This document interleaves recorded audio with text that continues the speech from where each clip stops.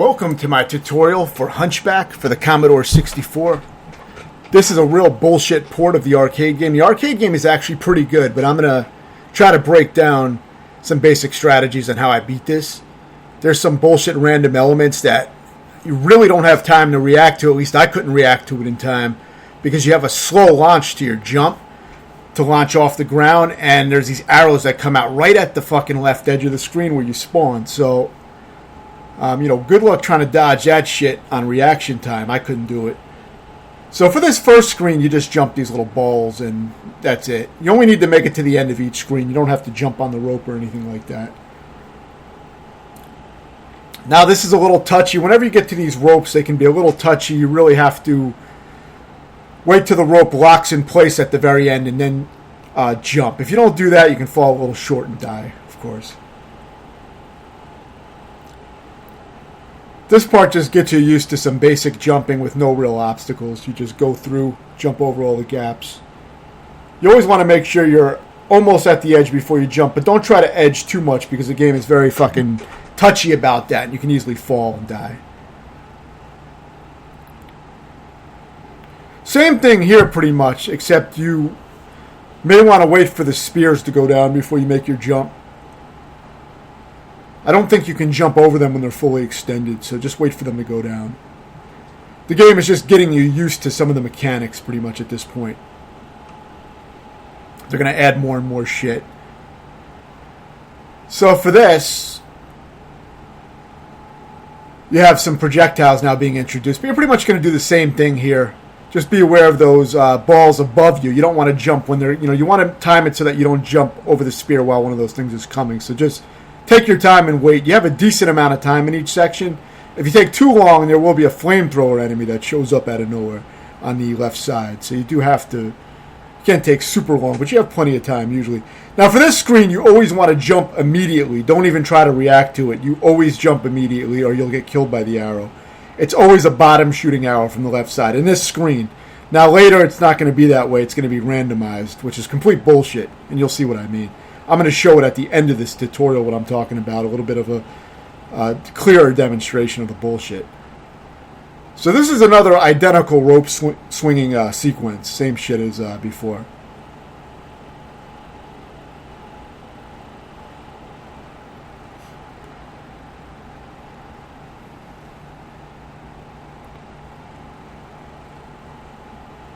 For this part, it's actually really easy. You just walk all the way to the ledge and then jump. And you want to do so as the ball is approaching you and as the spear is down. You'll get the rhythm for it. It's always the same.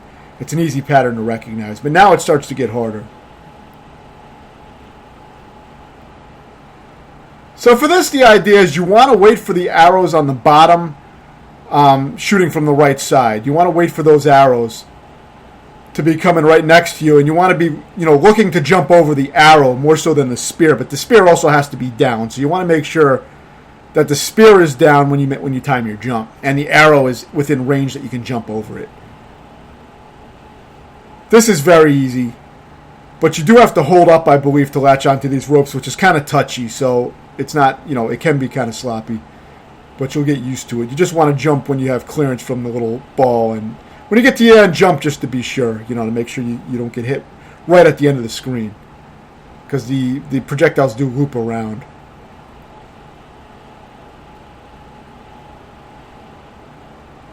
Usually there can only be one projectile on screen at a time, luckily. So, sometimes there's two, like you see here.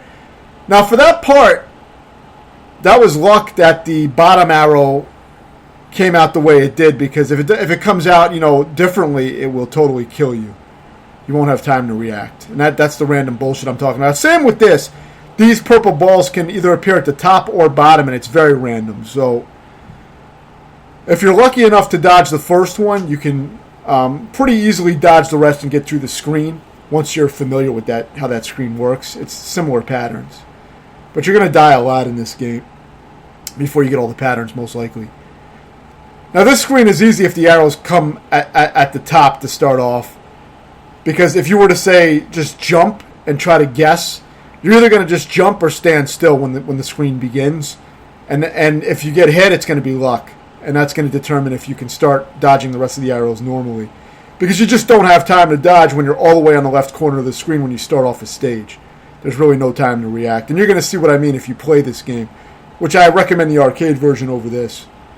But if you do want to play this, you'll have to deal with some bullshit.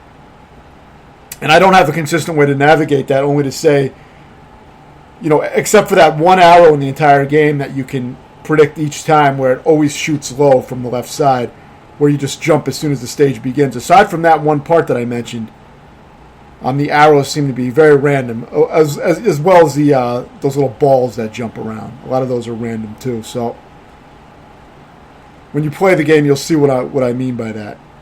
And I don't have any consistent strategy for that. Now this is the final area in this port. And as long as you're patient, this part is not too hard. You just want to jump the balls and the spears, obviously. Wait till you have clearance of both before you make your jump. The jumps are very floaty, so you don't want to float into one of the orbs while you're coming down. So you just want to time everything properly. And now I'm going to show the kind of bullshit that I'm talking about, because I didn't show it here in the tutorial since this was my playthrough, successful playthrough. Now see, look, watch what happens here with these fucking arrows. Alright, see, I try jumping, I get hit. So now I may try standing on the ground. Got hit. Try jumping. Got hit. Standing.